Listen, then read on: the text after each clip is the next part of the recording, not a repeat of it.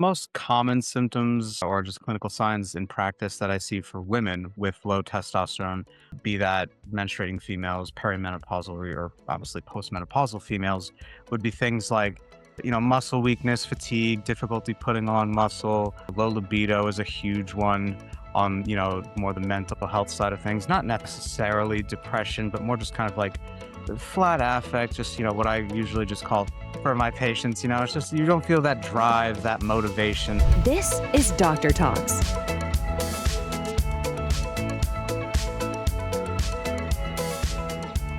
Hello, welcome back to Mastering the Menopause Transition 3.0. I'm your host, Dr. Sharon Stills. A little different setup this time because I've got the other Dr. Stills in the house with me, literally in the house. So we're doing this off the same laptop, trying to get ourselves situated in the screen. And welcome. If it's your first time checking us out, you've got two Dr. Stills in the house. And if it's not your first time, then you've probably heard about Dr. Stills. He's my eldest son.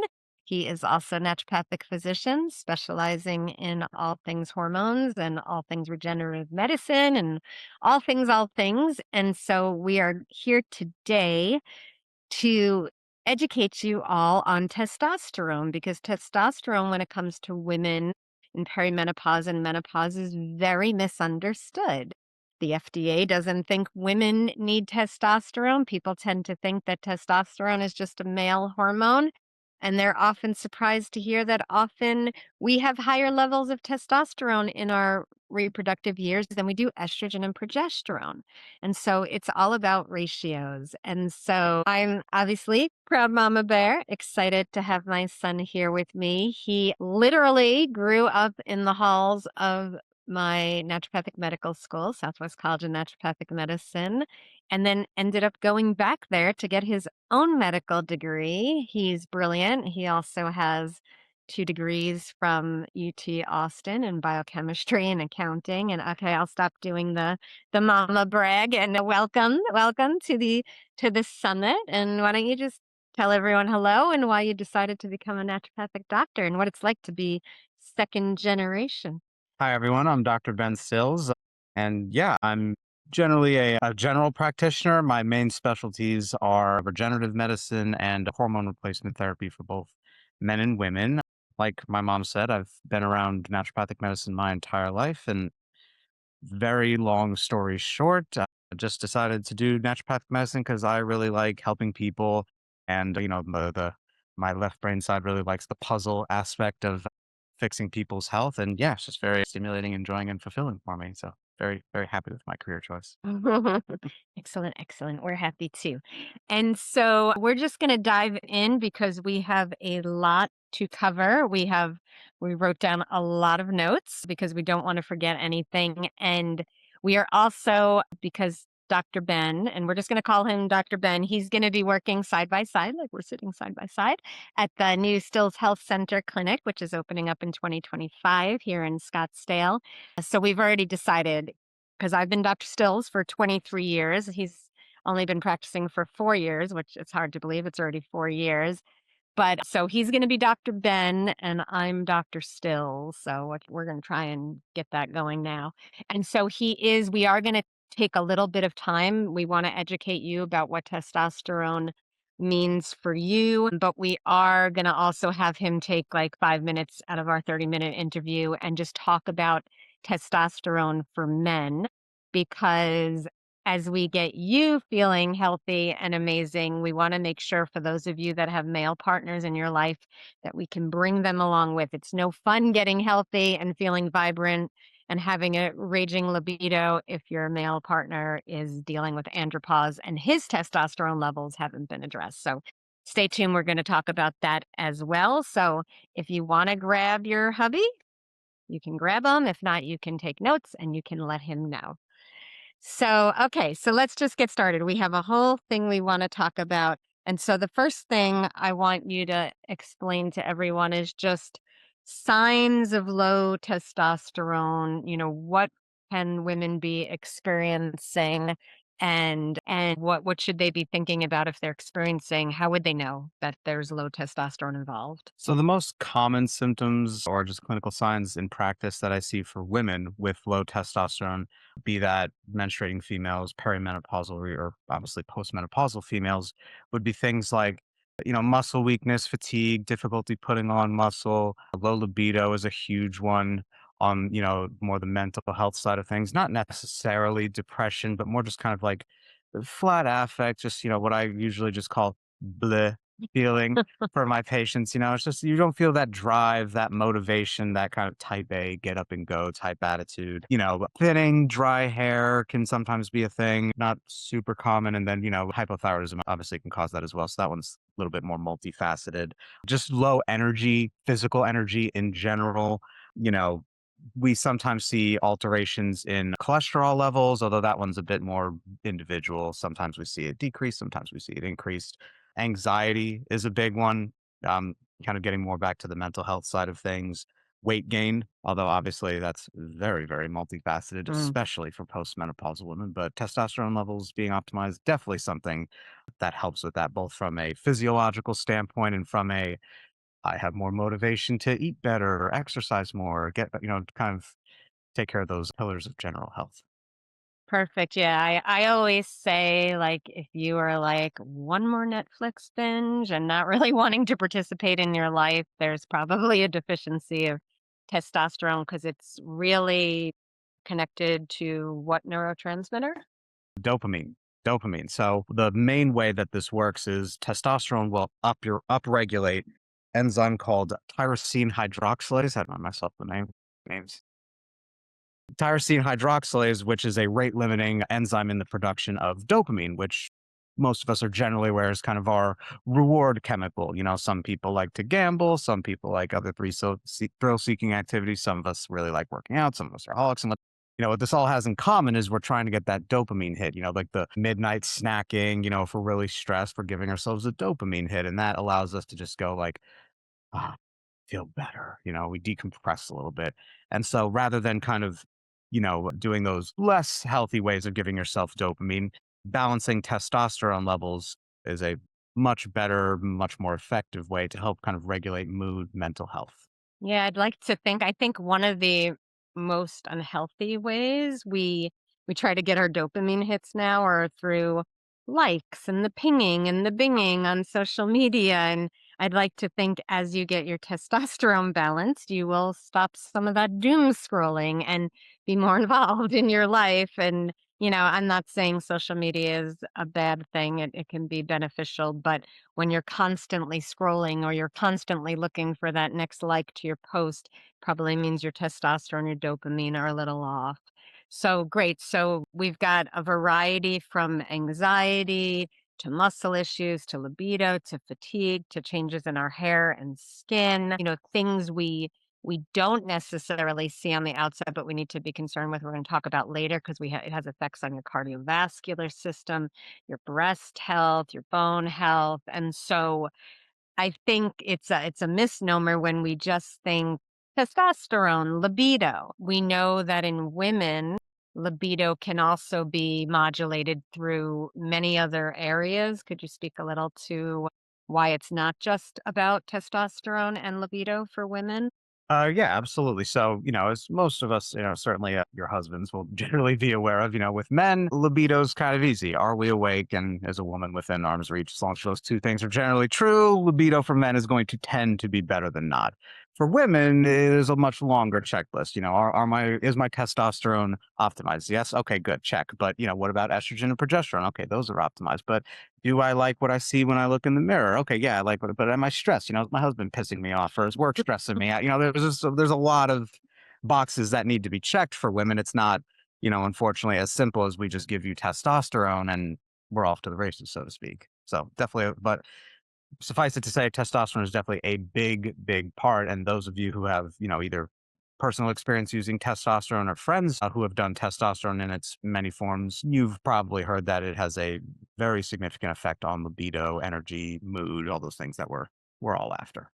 Yeah, my experience can be I have a lot of patients. Well, I've had a lot of patients' husbands. I don't know if you had this happen, but their husbands have sent me flowers because we got the libido dialed in, or patients just, being like, I feel like I'm 30 again. But it isn't, just to be it can be the magic switch, and as Dr. Ben said, it could also be other things that need to be optimized. So certainly worth optimizing. And if your libido, I guess what I'm want to really drive home is that if you get your testosterone optimized, but your libido still hasn't come back, don't give up. There, you have to look at your thyroid and your other hormones. Could be oxytocin, could be emotional, so many, your adrenals, so many other things. So when there's a will, there's a way. We can reignite that libido. Obviously, I remember one of my mentors saying in med school, when you hear hoofbeats, look for horses, don't look for zebras. Although it may be a zebra, as a physician, look for a horse first, look for what makes most sense, and then you can start looking for the outliers. And testosterone optimization definitely makes sense when it comes to all of these things. So let's talk about testing, because there's so much misinformation about testing in the hormone world. And we just want to reemphasize, you've heard me talk about and will continue to hear me talk about 24-hour urine testing. But let's just talk about testing and what you have to say about it. Yeah. So I would say probably the most common way testosterone is measured through the blood. Now, normally when it comes to hormones, it's really blood tests are kind of a shorthand spark notes way to kind of look at hormones. Like, yeah, you can get some general information, but the accuracy and more importantly, the metabolites, kind of the intermediaries of testosterone or any hormone metabolism are going to be missed in blood work. And as some of those metabolites either go towards excess or maybe a little bit on the deficient side, that's going to give us much better, more actionable information as far as how to best optimize hormones and their metabolism for a patient. If I do blood, all I can see is patient has X amount of testosterone, which in the case of testosterone for women and men, little bit more reliable, actionable than, estrogen, Mhm. progesterone, thyroid hormone, cortisol, all the other hormones that are in your body. But urine hormone testing is definitely the best, most accurate way to look at any and all hormones. Definitely recommend doing that at least once a year for any patient on hormones, and more if that test happens to show something that warrants quicker follow up. Yeah. So one of the things, I agree. I trained him, so of course I agree. But he has been practicing quite a while now and has his own clinical experience. But it definitely correlates. And often, if patients do, because you have to remember, like you said, it's a snapshot. So you're just taking a snapshot rather than 24-hour urine. And I just want to emphasize, when he says 24-hour urine, when I say 24-hour urine, we are not talking about dried urine sampling. We're not talking about 4 dried urine samples within a 24-hour period. We're talking about big jug collecting your urine for 24 hours. If you miss a pee, you got to start all over again. And so, very, very important. That is the gold standard. That's how we get the information. Saliva is not accurate, although we can look in the blood for certain metabolites. So maybe you could just speak a little bit, because I think it's important. One of the things I see is women often are put on testosterone. Not only are they not 24-hour urine tested, and one of the things I see a lot is blood will over. So, like, if you just took testosterone and you get a blood test, it looks elevated, then it misleads your physician. They say, oh my God, you're overdosed. We have to decrease your dose. And you're like, but wait, I was feeling good. And now I feel like crud again. And so we can see in 24-hour urine that often the blood overestimates things. But in the blood, can you talk about what's important to monitor when someone is on testosterone? So for women, the main thing you want to monitor is DHT levels, which nowadays is a bit trickier for those of you going through insurance. I believe Medicare, Medicaid is no longer covering that test, which is unfortunate. I roll. Fairly typical. No one's shocked by that. But it's very important because we have an enzyme in our body called 5 alpha reductase, which is going to take a testosterone and turn it into DHT, or dihydrotestosterone, which for women, a little bit is fine. It's a more potent bioactive version of testosterone. But when this gets too high, this is where we start to get into I have to pluck a little bit more, maybe a little bit more hair growth on the upper lip, hair loss from the vertex of the head, aggression, mood dysregulation, stuff that we don't want to see. So very important to get that one tested if you are on testosterone. Yeah, I see that not tested so often. Yeah. So it's like, write that one down. If your doctor has you on testosterone, I always say at least in the blood, because we can use the blood for certain things. I mean, those of you that are patients of ours, you're going to get about 20 tubes of blood done. So it's not that we don't like blood. We just like the right testing for the right thing. So sometimes saliva, sometimes poop, sometimes blood, sometimes urine. It's just got to be the right thing for the right test to get the most accurate results. And so you want to check DHT, you want to check SHBG. So if you could speak to SHBG and also just like a CBC and why that's important for blood. Certainly, yeah. So SHBG stands for sex hormone binding globulin. It's a protein that does exactly what it's telling you it does. It binds your sex hormones and carries them around your body. The issue we can run into with SHBG is the fashion in which it binds those hormones. It binds them very, very tightly, almost to the point of being irreversible. And so you can kind of imagine if I'm taking testosterone or any hormone really, and I have a high or even just a high normal level of SHBG, then what we're going to see is that it sequesters some of your hormones. They're not free, they're bound, they're not free in the blood to hit a receptor and exert a physiological effect. So, one of the most common things I see that causes SHBG to rise or just kind of stay a little bit above where we want it is lack of exercise. So, if you're, I see this a lot with the men, honestly, more often than women, where they think like, oh, I can just, keep living my sedentary lifestyle and all I need to do is inject testosterone once a week and the fat's going to melt off and the muscle's going to come back. And unsurprisingly, that's not what we see. It's not, naturopathic medicine is not allopathic medicine. We don't have magic pills. We ask more of the patient, but medicine is very much a you get out what you put in type of thing. Yeah. Cool. And CBC.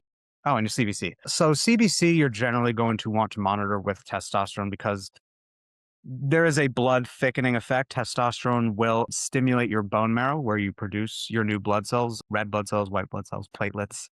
It's going to stimulate that activity and increase your new blood cell generation. And so this can lead to the blood being a little bit too thick. I tend in practice to see this effect be more pronounced in men than women. So it's usually, I'm certainly not putting this above watching DHT on the testosterone totem pole, but definitely something you want to look at. If you or your friends have done testosterone and start noticing things like got a lot of redness flushing of the face, I'm getting tension headaches more, I'm seeing acne breakouts, specifically like the jawline, upper chest, shoulder, upper back are really common places for it to show up. Those are things you're going to want to watch out for. And unfortunately, the good news here is that you can just donate some blood and it fixes it pretty quickly. Yes, and I totally agree. Like in all the years of practice, I have seen testosterone thickening effects with women, maybe one or two hands I can count. It's definitely more common in men, but we are big believers in, being as preventative and as cautious as possible. We want you to have all the benefits, but we want it to be safe and effective. So certainly doesn't hurt to run a CBC. It's a very easy test. And cheap. Yes. Very cheap. All right. So let's talk about DHEA because a lot of people think you can just take DHEA and it's going to be testosterone and you don't need to take testosterone. And so from the biochemistry of it and from just, I know just my experience, a lot of women who are taking DHEA, it does not convert. It's not showing up as testosterone. So, can you just talk a little bit about that and why we can't just assume, even though it sounds good in theory, why we can't just assume that? So the reason why it sounds good in theory, if you do just a quick Google search and Google, if you're a nerd like me and you Google biochemical pathway of testosterone production or just how hormones are generated from cholesterol, which is the precursor of all our steroid hormones, obviously including testosterone, you will see that DHEA becomes androstenedione, 5-androstenedione, I believe it's 5-androstenedione, and that becomes testosterone. So, a layman will look at that and be like, oh, all I need to do is take the precursor. It'll become testosterone. That's not a controlled substance. I can buy DHEA off the shelf. Way easier. I don't have to pay, expensive doctor fees, lab tests, yada, yada. I can just do that. The problem with that is we just in practice do not see that have the effect on testosterone levels that you might expect. Generally, what I usually tell my patients is in general, if a patient is deficient in the hormone, the absolute best treatment is to give them the hormone. I wouldn't have a postmenopausal woman and say, "Oh, let me just give you a cholesterol pill," because cholesterol is the precursor of all these hormones. And so if I just load you up on cholesterol, you'll start making more estrogen and progesterone. That is not what we see. We're also dependent on the activity of the organs in which these hormones are produced. So for postmenopausal women, or women in general, sorry, it is the ovaries and the adrenal glands. There is also some production in fat tissue, but yeah, if you're postmenopausal and ovarian function has largely ceased, I can give you all the DHEA. I can even give you all the 5-androstenedione, which does not exist as a supplement. But even if I did that, the ovaries are going to say, all right, we have all this precursor, but we're clocked out, so we're not going to turn this into the testosterone you want it to, and we won't see it show up in the blood, and we won't get the patient coming back telling us it's exactly what I was looking for. Yeah, I mean, if you look at the biochemical pathways, DHEA can go to testosterone, but there's other options. So, Namely cortisol, Mhm. which we all know as the stress hormone, which does give it kind of a negative connotation. You definitely want some cortisol in your body. If you don't have it, mornings and afternoons are really, really hard for you, among other things. But yeah, if we're really stressed, we're workaholics, burning the candle at both ends, even if I give you DHEA or you just have a really good level on your own, it's going to get shunted a little bit more towards the cortisol generation pathway. And you're, again, not going to see those testosterone boosting effects that you might be hoping for. Yeah, the body has to decide survival or reproduction. It always chooses survival, even if survival is not a saber-toothed tiger, but it's just like one more interview or one more email or one more whatever, one more dish in the sink. Okay, so so don't let someone tell you that DHEA is going to do the job because there's a very slight chance it's actually going to do it. It might. I see it every once in a while. A woman's on DHEA and she has adequate testosterone, but for the most part, I see it doesn't do the job. And speaking of DHEA, so let's just talk about forms because like we were talking about, testing is so important. It's like, in real estate, it's location, location, location. And in hormones, I think it's like location, because we're going to talk about application. It's the testing, and then it's the form, right? You want to take it in the right form, you want to monitor it the correct way, and you want to apply it the right ways. For for DHEA, how do you like to give it? I usually give it as an oral capsule. It's the definitely the easiest, most convenient way for patients. With hormones, compliance is a really big thing. Whether it's testosterone, estrogen, progesterone, thyroid hormone, you take cortisol for your adrenal health. Consistency is key. So Okay. yeah, the oral capsule is what I see getting the best compliance rate, and it definitely produces the results. As far as what we see in both the blood and urine hormone panels, even just the lowest dose we usually give women is like a 5 milligram capsule. Some will do 10. You can go as high as like I believe 25 and 50 milligram doses are available. But in my experience, I usually don't need to go quite that far. And hormones are a symphony. Like the same way I'm saying you never give DHEA just to say like, oh, that's going to fix testosterone and all these other things. We'll give DHEA and testosterone and progesterone and estrogen. If you have adrenal fatigue or insufficiency, or your energy pattern suggests that you have those things, we'll give you hydrocortisone.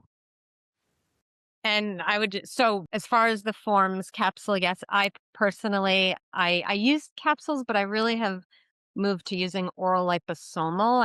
I like that a lot. Capsules will work for a lot of women, but I feel like oral liposomal just like knocks it out of the park. But either or.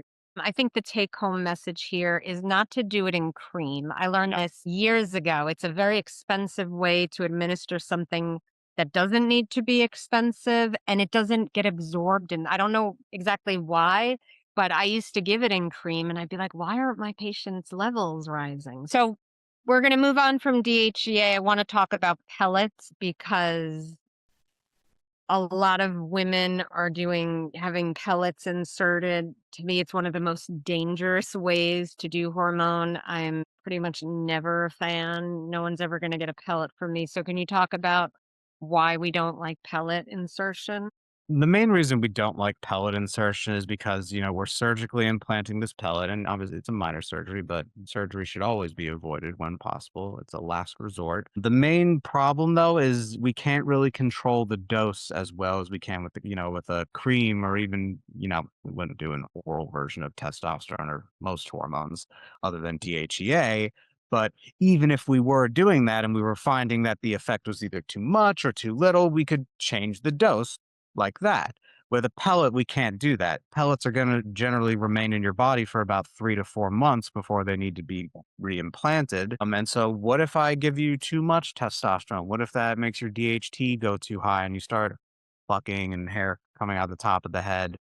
You are either kind of stuck with it or you have to go get it surgically removed and now a new one implanted, and so it's always easier, especially when starting a patient on hormones, to maintain that kind of ability to modulate and change things on the fly as needed. If a patient tells me I'm doing testosterone and I'm plucking a little bit more, if they have a pellet, I can't, there's really not much I can do about that other than to say, go get it removed. If they're doing a cream or, even an injection, with some of my patients do, we can change the dose on the fly as needed and retest. And we can just kind of stay on top of things much easier than we just have to say, nah, nothing we can do for a few months. Sorry, you got to live with it. Not a good thing to do. Yeah, and before we went live, obviously we talk a lot, but Dr. Ben was saying how, like, pellets, a lot of women like them because you can, what'd you say, set it? It's a Well, set it and forget it. set, forget it. It's like the one, if we were going to make an argument for it, it's the only one I could really make, is that it is probably the most convenient because, like I said, it's in there for 3 to 4 months. You don't have to worry about taking a capsule every day, but the cons by far outweigh the pros of pellets in virtually every scenario. And I just like to say that, yes, it would be nice to, what'd you say, set it and Set it and forget it? forget it. It'd be nice to set it and Mhm. forget it, but we need to give ourselves more love than that, right? Like, we are worth taking 30 seconds in the morning to apply our testosterone cream to the external labia, which is mucosal tissue. We don't want to apply to skin. We want to do the external labia. We want to get the mucosal, we get better absorption, we can use less. And I'll just tell a quick story because I want to have time to finish up and still talk about the men. We haven't forgotten about you. Yeah. But I was working briefly in like a med spa here in Scottsdale a few years ago, and I was seeing women who were just coming in for bioidentical hormone replacement.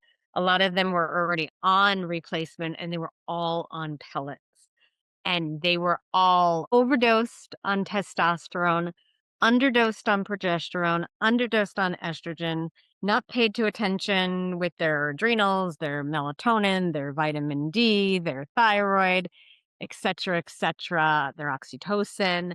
And it was a disaster. Their livers were all overloaded, and I had to do major detox. Plus, they would get like the testosterone high for a week after their pellet insertion or 2 weeks, and then they would crash, and then they would have to wait, like Dr. Ben was saying, 3, 4 months to get.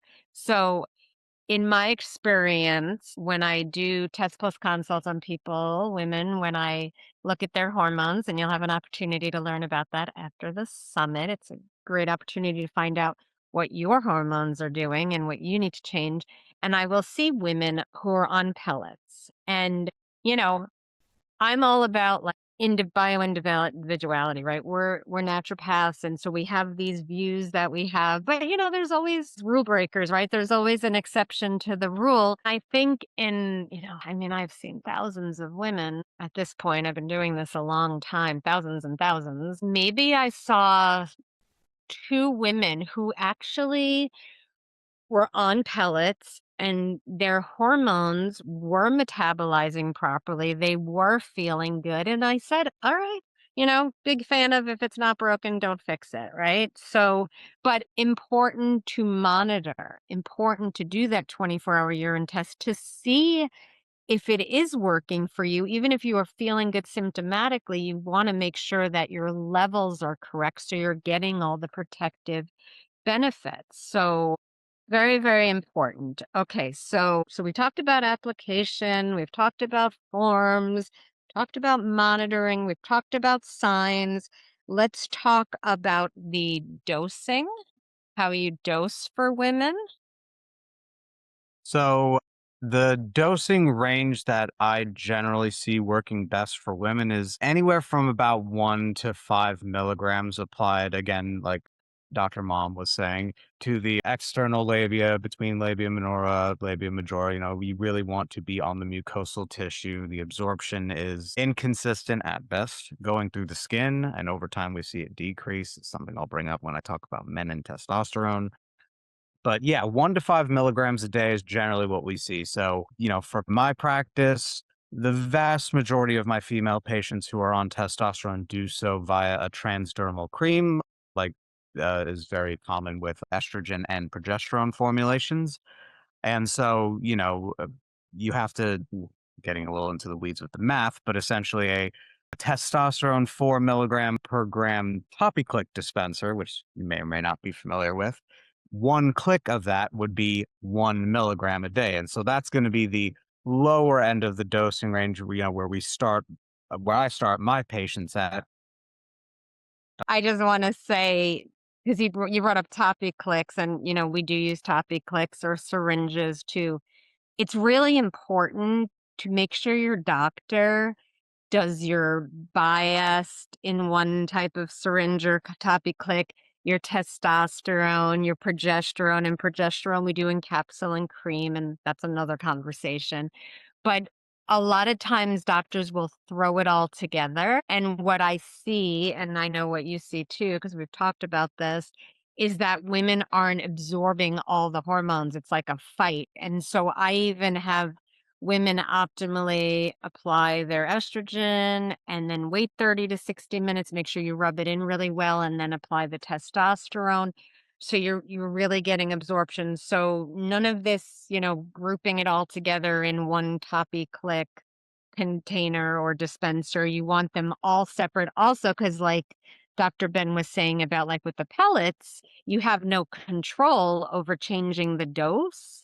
And so the same thing with the toppy click, if all the hormones are mashed in together, then you have no control to say, oh, it sounds like, or it looks like, because we've done a 24-hour urine test on you, you need more of this, and then it's hard to do. So I think that's really important. Sorry to interrupt. So I think we kind of mentioned the side effects of too much testosterone. Maybe just bullet point them really quick here in case, because they were kind of spattered throughout.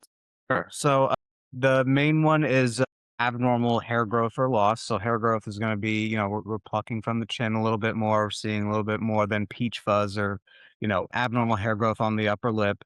And then as far as the hair loss, that generally will manifest towards the top of the head, or we say the vertex of the head. You will generally see that. That's kind of like the more extreme end of overdose. You're certainly going to see the plucking, the abnormal upper lip growth before you see the hair fall out in most cases. If you are noticing that, you've likely been overdosed or you've gone too long without a checkup. Hmm. And then, of course, you could get angry, Oh, yes. aggressive. Angry, aggressive, the blood thickening aspect, which again is a little bit more attenuated for women, but certainly possible and something you want to watch out for, especially if you're a postmenopausal woman, So thick blood, that can cause heat intolerance. So you might just feel really hot. If you're a postmenopausal woman and maybe you might mistake that for a hot flash and think, oh, I need to increase my estrogen, but Mhm. the answer is actually no. You just need to check your testosterone, maybe go donate some blood, and everything's good. Acne. Acne. You said acne before, but let's just, Yeah. okay.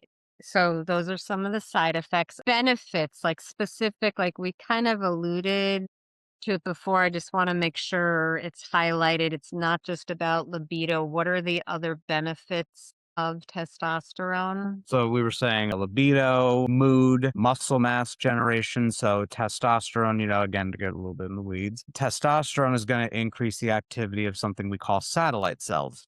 And satellite cells, you can kind of think of as the stem cells of your muscle tissue. They're going to stimulate things like contractile protein synthesis, myonuclear accretion within the muscle cells to help them deal with increased demand. If we're looking for weight loss, increasing muscle mass and activity increases your basal metabolic rate, which simply put is if I wake up and sit in a chair for 16 hours and then sleep for 8, and that's my 24-hour day, and that's all I do, how many calories am I going to burn to do that? That's your basal metabolic rate. Obviously, we don't sit in a chair for 16 hours, we exercise, or even if we don't, we walk around, we do stuff in the house, and that adds to the caloric demand of our bodies. So when we have more muscle mass, that basal metabolic rate goes up. So that's more calories you're burning for on a day-to-day basis, making it easier for you to lose weight, which we know is a very hot button issue for women. Awesome.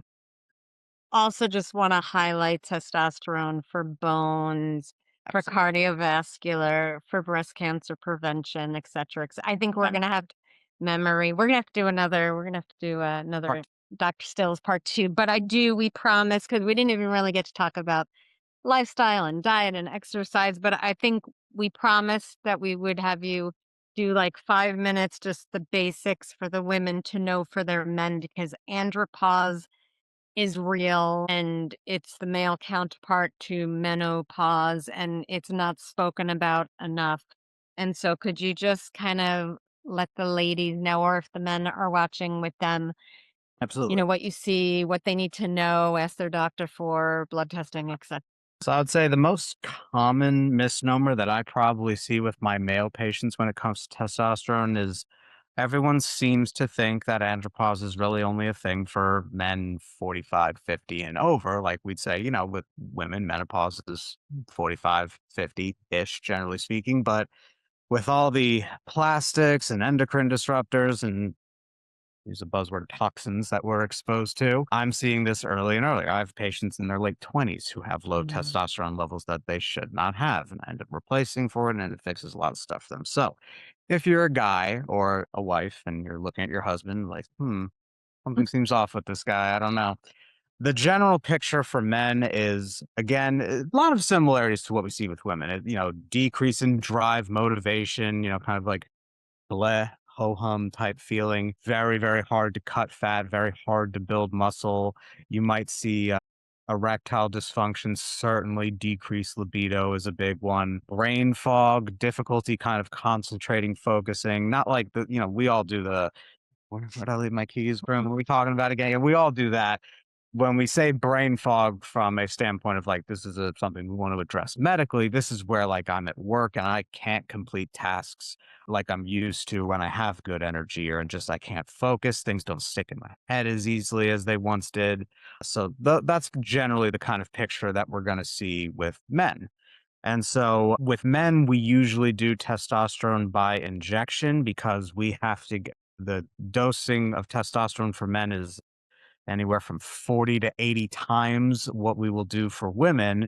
And it's really hard to kind of get that done with a cream. Also, men, we don't have as much I'll just say mucosal tissue available to put a cream down on. So injection into a muscle and therefore direct absorption into the bloodstream is the best route for us.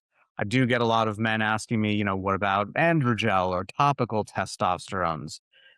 In my experience, those can work, but what we usually see is after a year or two of use, the absorption falls off a cliff. Those are going to be absorbed through the skin. The skin generally will adapt to that, and your skin is intended as a barrier against anything in the outside world, a transdermal cream included.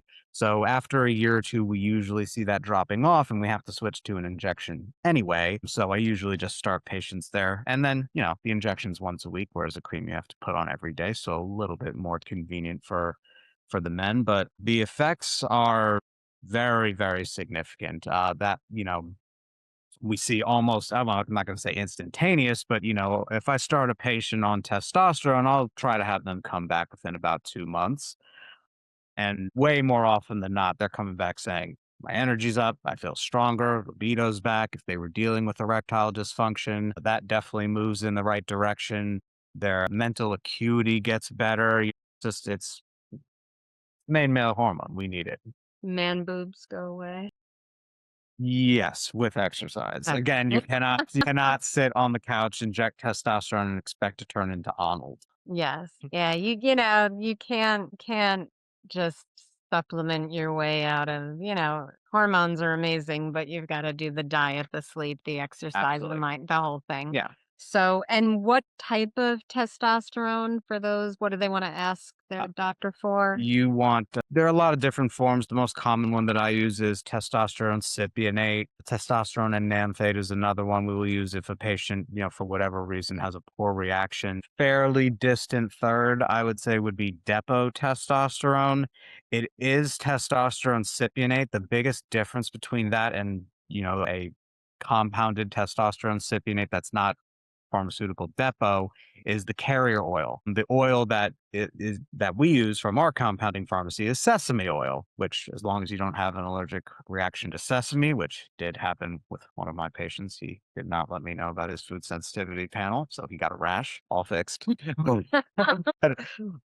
Depot uses cottonseed oil, which is very toxic for the liver when we're talking about chronic use. So if you do have to go that route, I do have a handful of patients who they do better on testosterone, and it just warrants a little bit more checking up on the liver. We go a bit more aggressive with liver support herbs or supplements just to kind of oppose that effect of the depot. But testosterone cypionate via injection, it's 200 milligrams per mil. We'll do half a mil, so 100 milligrams.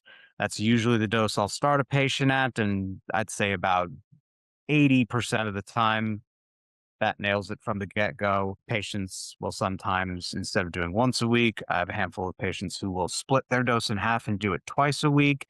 If you're getting that kind of drop-off effect where it's like I do the injection, I feel great for 4 or 5 days, but day 6, day 7, before I do my next injection, I kind of feel like how I did before I started the testosterone. Splitting the dose kind of evens things out a little bit for those patients, and they get more consistent results.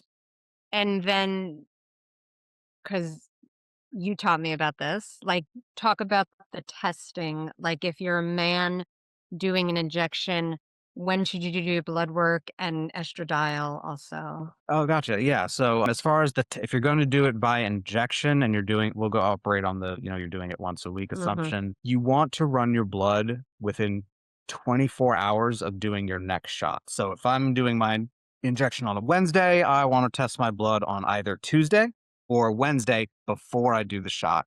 The reason for this is I want to see how low your testosterone is getting before you kind of re up on the next shot. That's what's going to let me know, obviously in conjunction with your clinical presentation, does this patient's dose need to be adjusted? Do they need more? That's usually the route it goes. Very rarely will I do half a cc to start and the patient comes back, oh, it's too much. I'd Mhm. say that almost never happens. It's Yeah. usually I nail it with half a cc or we're going higher. As far as testing, kind of the pitfalls, things we want to watch out for with men, like I was mentioning earlier in the video, the blood thickening effect of testosterone is much more pronounced in men. And again, that picture is heat intolerance, acne in those same kind of areas: chest, shoulder, jawline, upper back, redness, flushing of the face, tension, headaches. Men will usually describe it as I feel like I have a headband wrapped around my head a little too tight. If you get dehydrated, it's very similar kind of headache Mm. to that. And again, if that happens, you just a periodic CBC, every few months or so, especially when you're getting started. I'll usually be able to catch that in your blood before my patients actually start noticing the symptoms. And again, the fix is generally really easy. Just go donate some blood, help somebody in need, and want to go to the Red Cross, it's free. We just sent a patient there. He just let me know he's going tomorrow. Yep. And then estradiol testing. So estrogen, or estrogen rather, we've been talking about that as a female hormone, but the same way that women need testosterone, a male hormone, men need estradiol. It's anti-inflammatory, it's protective for the heart and the blood vessels. Cardiovascular disease is very, very common among men. So Mm. definitely something you want to watch out for. There's an enzyme called aromatase that men have that will take a testosterone and turn it into estrogen. So if I give you testosterone, I'm going to increase flow through the aromatase pathway and you're going to get more estrogen. So what happens if that goes too high? Two most common symptoms I'll see will be nipple tenderness. So, your shirt kind of brushes a little bit and you're like, oh, geez, you feel like you notice it more than you should. And you can get a little, I'll say moody if your estrogen gets a little too high. So those are the things we're watching out for. And then another big one would be prostate health. So you always want to check total PSA, free PSA, and percent free PSA. For men, when it comes to the prostate, there's three main conditions we're watching out for. Prostatitis, which is just inflammation of the prostate, be it traumatic or bacterial infection. BPH, or benign prostatic hypertrophy, a condition that sounds like prostate cancer, but is not. And then actual prostate cancer. Correcting some misinformation that's out there, testosterone does not actually cause any of the three conditions. Now, if you have any of the three conditions already and you start testosterone, there is a chance that it can aggravate those conditions. There's also a chance that it can actually positively affect those conditions. Not the rarest thing in the world to see a guy in his 50s, maybe not flagged as high PSA, but maybe he's hanging around 3.5. He's kind of starting to bump up against that ceiling a little bit, and we give him testosterone, his PSA actually comes down. Not as uncommon as you might think, or as conventional medicine doctors might have you believe. All right. Awesome. I got to cut you off because we're over. You can see he's my son. He likes to talk. And isn't he brilliant? Oh my God. Proud mama. Proud of people. Well, I think we need to see more of Dr. Ben. We will be seeing more of Dr. Ben if you come visit us in Scottsdale. And I think we're going to do another webinar because I was thinking he's a brilliant herbalist and I'd love to get into liver herbs and other things. So stay tuned. I think we're going to have a post-summit webinar with Dr. Ben. We could do a Q&A. So I will be here. thank you for being here. Plus, he also has to leave Bubby sitting and he's got a movie to get to. I think he's going to see Twisters. And I think we're having like real life Twisters. We have a monsoon rolling in on top of it. So thank you for being here and contributing really important information to the audience. Chock full, like listen to this one again. There's so many good clinical pearls in here and just information to really give you like your testosterone roadmap, which will change your whole hormonal journey. So, I love you all. I love you. And thank you for being here. And we'll be back with another talk.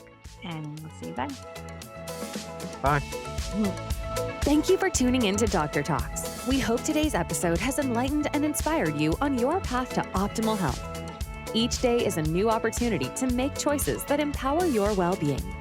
For more insights and strategies, subscribe to our podcast and visit our website, www.drtalks.com.